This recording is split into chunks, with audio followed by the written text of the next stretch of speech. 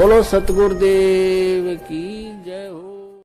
अपने आत्माओं, अब देखिएगा, ये भक्ति का चोर नामक एक पुस्तक है इस मधु परमहंस जी की, और उनते चोर बतावे है। अरे आप देखिए क्या, ये कहां से छपी है, ये वही है, इनका सारा सांग है। अब जैसे विधे, और ये देखिएगा, ये प्रश्न नंबर 17 पे है। ये जो विधेय शब्द को यहां भी परमात्मा ने स्पष्ट कर दिया है भक्ति के चोर के उसमें। ये परमात्मा की वाणी है। धर्मनी मोहे न व्याप माया कैन सुनन की है ये काया। ये शरीर है मेरा, और दे नहीं और दर्शय दे ही, रहो सदा जहां परस विदेही। अब है ना, दे नहीं और दर्शय दे ही, यानी यह दे ही तुम्हारे जैसी नहीं है, मैं साकार हूं, और रहूं सदा जहां पुरुष विदेही। तो इसी प्रकार जो विधेय शब्द के बारे में परमात्मा ने कहा है, वो शब्द अलौकिक है। मेरी देही अलौकिक भी सामने दिखा आदमी तो देही क्यों नहीं उसकी, और वहां जाकर देखा सारा कुछ। अब परमात्मा की वो वाणी से अब ये बताता है 8 कमल।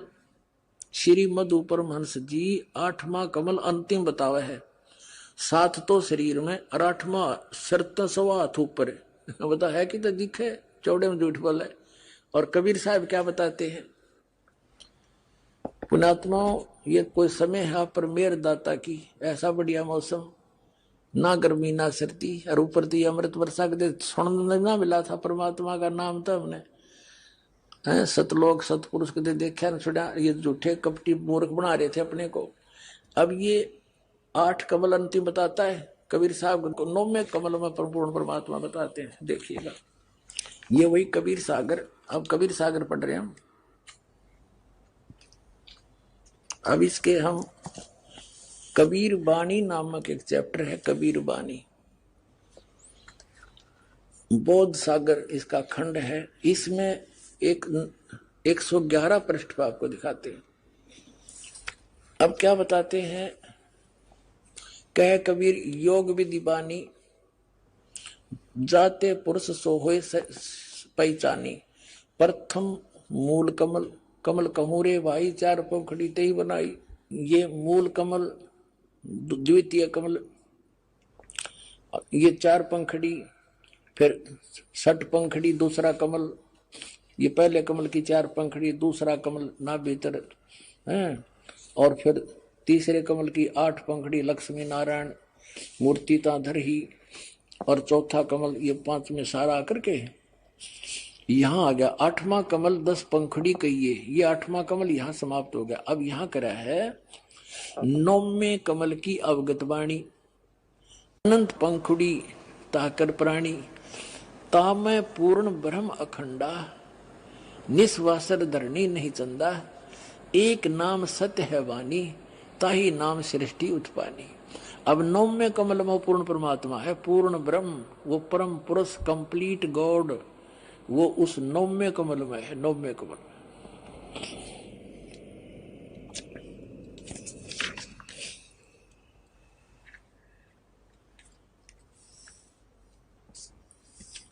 उनकी छाया कहो रे भाई, तोन छाई घट सब समाई, 2 स्वरूप आदि सैदानी, 2 स्वरूप काया बंदानी, तीसरा रूप रहित है आप है, भेद लखो ते गुरु प्रताप।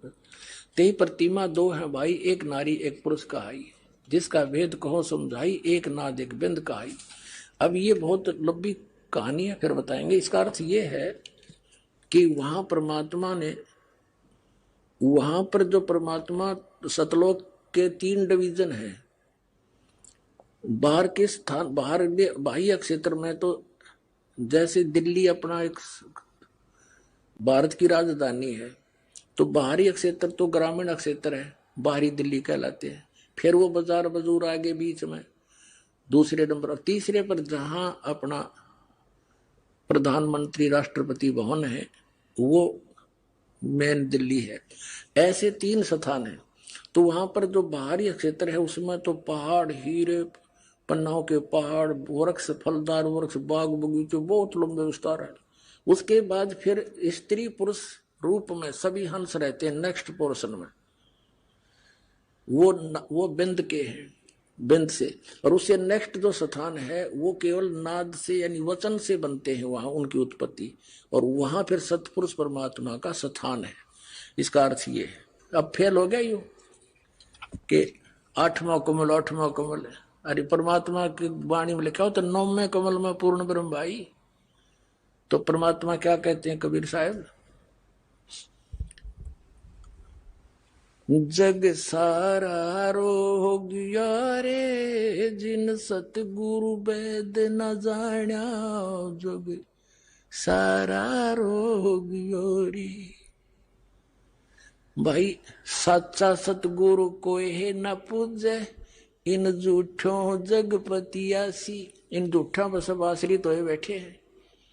अंधे की बाँ गही अंधे ने, अब भगत तो अंधे हैं बेचारे, ज्ञान नहीं इनको, ये इसीलिए तो उंगली पकड़ते हैं संत की कि ये हमें उंगली पकड़ा कर और पार कर दे, सज्ञान दे रहे थे। और वो भी अंधा चतुर, उसने भी कति कुछ नहीं दिखता। जब प्रत्यक्ष वाणी लिख रहा है ये मधु परमहंस जी, और उसका उल्टा अर्थ करके और पेश कर रहा है। इन्हें बैठा दिया, कितने कबीर पंथियों का, भोली आत्माओं का जीवन नाश कर दिया। तो ये है वो काल के पक्के दूत, इनसे बचो और सतलोक चलना है तो बरवाल आश्रम में आ जाओ और प्राप्त करो पूरा मंत्र और पार हो जाओ। बोलो सतगुरुदेव, बोलो सतगुरुदेव की जय। बंदी छोड़ सतगुरु रामपाल जी महाराज की जय। चरण कमल में राखिएगा मालिक लक्ष्मण दास को। सत साहिब।